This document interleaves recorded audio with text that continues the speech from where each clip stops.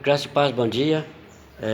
Nós queremos meditar um pouquinho aqui na Palavra de Deus, no livro de 2 Reis, capítulo 5, no versículo 1 até o de número 4 apenas, né? Então diz aqui a palavra do Senhor.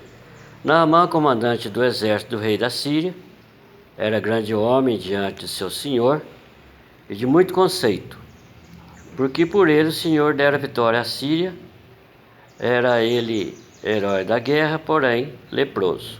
Saíram tropas da Síria e da terra de Israel, levaram cativo uma menina que ficou a serviço da mulher de Naamã. Disse ela a sua senhora: tomara meu senhor estivesse diante do profeta que está em Samaria, ele o restauraria da sua lepra. Então, irmãos, hoje não vamos falar aqui de Naamã, nem da sua ida ao profeta, nem da sua cura, etc. Nós vamos falar um pouco sobre essa menina,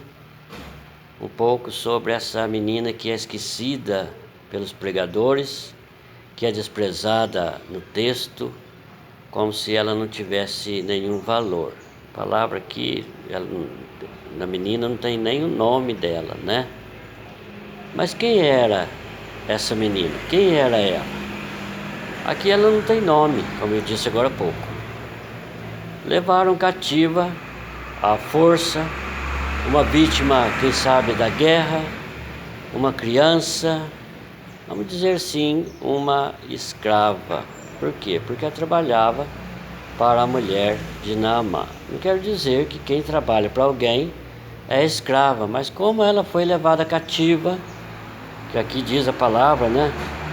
Levaram da terra de Israel cativa uma menina. Então, cativa, à força, uma vítima de guerra, uma criança, uma menina, né? Uma criança e uma escrava.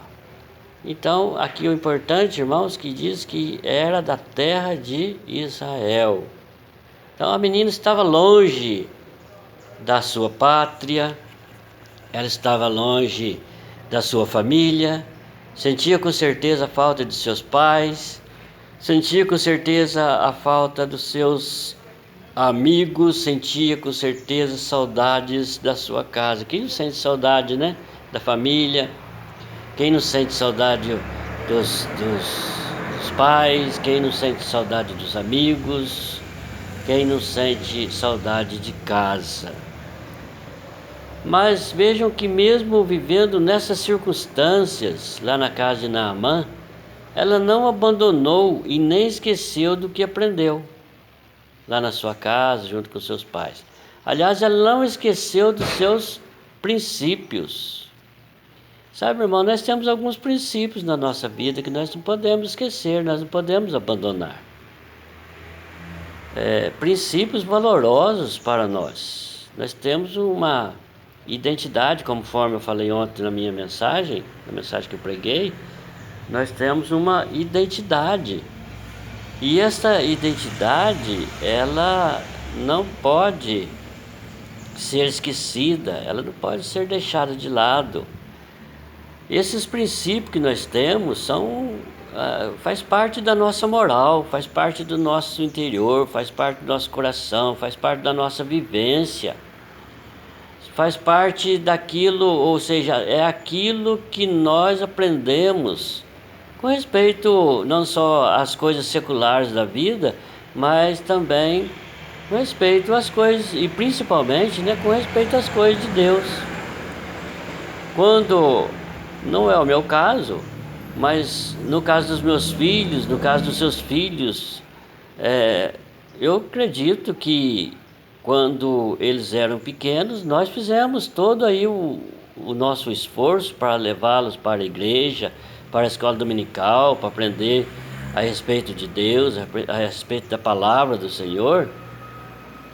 E nós colocamos, ou seja, Deus colocou, né, no coração deles através de nós pais, e hoje através dos avós, muitas vezes, Deus colocou no coração das crianças, dos pequenos, os seus princípios. Princípios morais, princípios éticos, princípios que devem ser valorizados, não somente quando é criança, mas principalmente quando se torna um adulto. Então, irmãos, ela era uma menina judia, ela era da terra de Israel, era uma menina judia. E eu gostaria que vocês imaginassem ela convivendo na casa de um leproso, ela servindo ali à mesa um leproso, lavar as roupas do leproso. E alguém que está me ouvindo agora, está assistindo, pode dizer assim: mas isso é muita ignorância, isso é uma discriminação. Sim, pode até ser nos nossos dias, no nosso contexto, no contexto em que nós vivemos, pode sim ser uma grande ignorância. Mas para o judeu não era. Sabe por quê, irmãos? Porque o judeu, ele sabia muito bem o que a lei falava a respeito do leproso. Então nós não esqueçamos do que era um leproso para um judeu. A lei até lá no Antigo Testamento, ela menciona que um leproso, ele era afastado, ele era banido da sociedade, ele não podia conviver no meio das pessoas normais, sem doença alguma. Ele tinha que se refugiar, tinha um local de refúgio para que ele pudesse viver ali com aquela sua doença. E diz a lei que todas as vezes que alguém se aproximasse de um leproso, onde ele estava ali, ali numa caverna, quem sabe, numa casa, ele era obrigado a gritar: leproso, leproso, não se aproxime. Por quê? Porque ele não podia, com a sua doença, contaminar as pessoas. Nós podemos até lembrar daquela mulher que tinha um fluxo de sangue. Ela não era uma leprosa, estava com fluxo de sangue, fazia 12 anos. Ela já tinha gastado tudo ali, o seu dinheiro com médicos, e nada tinha resolvido. Mas nós sabemos que, pela palavra, ela disse assim: se eu apenas tocar nas vestes de Jesus, eu serei curada. Mas como que ela ia tocar nas vestes de Jesus? Como que ela ia entrar no meio daquela multidão, ela mesmo sabendo que ela era uma pessoa que estava com um fluxo do sangue, que era proibido a aproximação? Ela estava como que impura diante, ou seja, no meio daquelas pessoas. Mas ali, através da sua fé, desenvolvendo ali a sua fé, ali no seu coração, a fé no Senhor Jesus Cristo, a fé em Deus, ela diz assim: eu vou tocar nas vestes dele e serei curada. Então ela foi ali sorrateiramente, bem devagar, no meio das pessoas, esconde daqui, esconde dali, até que ela chega perto de Jesus, ela toca nas vestes dele. E ele então diz assim: olha, alguém me tocou.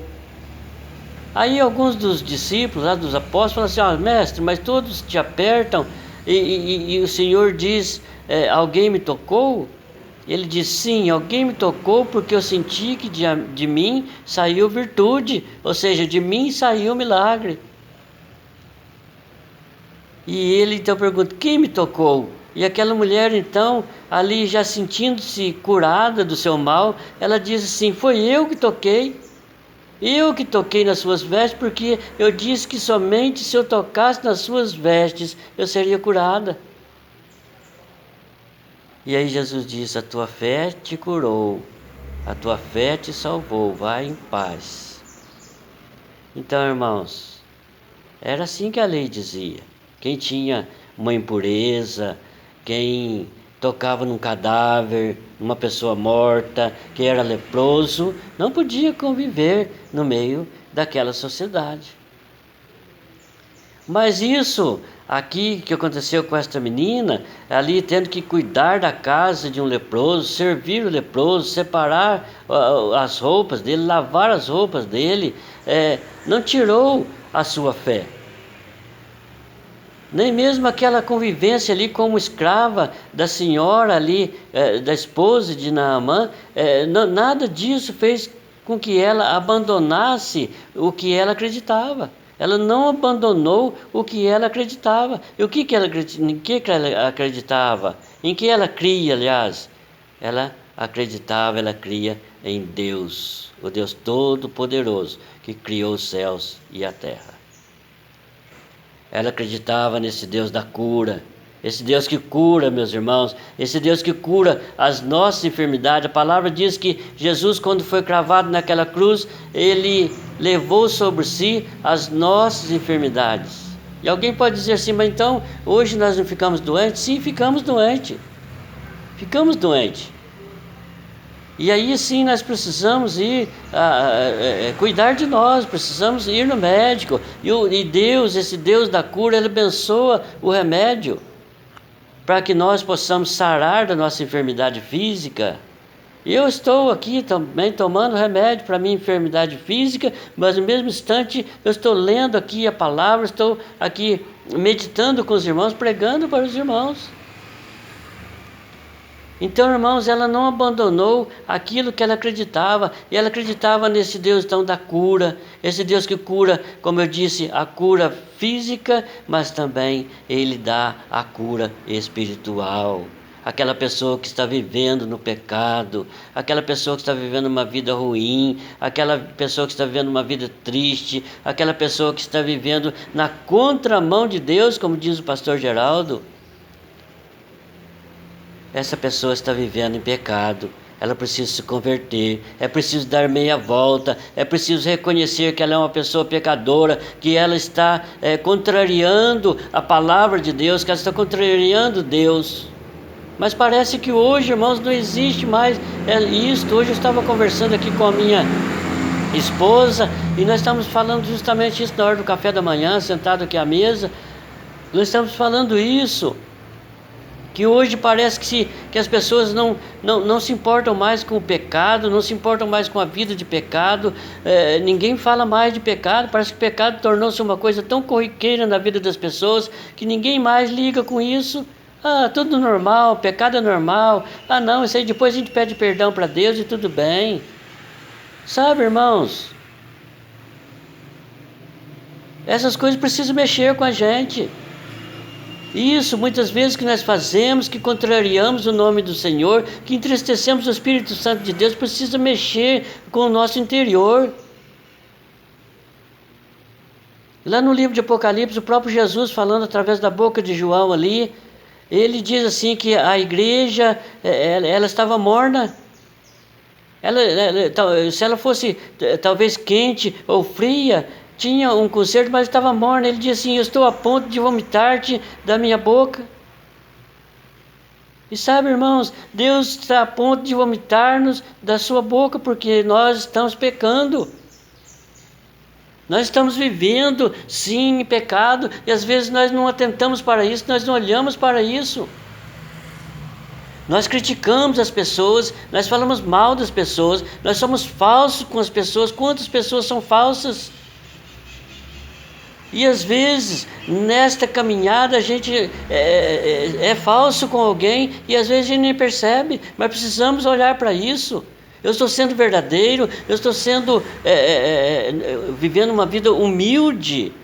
Eu estou vivendo assim, de uma forma verdadeira para com as pessoas, com amor no coração para com as pessoas, ou estou vivendo uma vida cristã, assim, vamos dizer assim, entre aspas, de mentira, de falsidade. Aquela menina, tudo que ela aprendeu com seus pais, quando ela estava lá em Israel, e depois ela foi levada cativa, ela não esqueceu. Ela permaneceu com a mesma fé que ela tinha no Deus que ela cria, e no Deus que nós cremos hoje, é o mesmo Deus. Ela não abandonou aquela fé.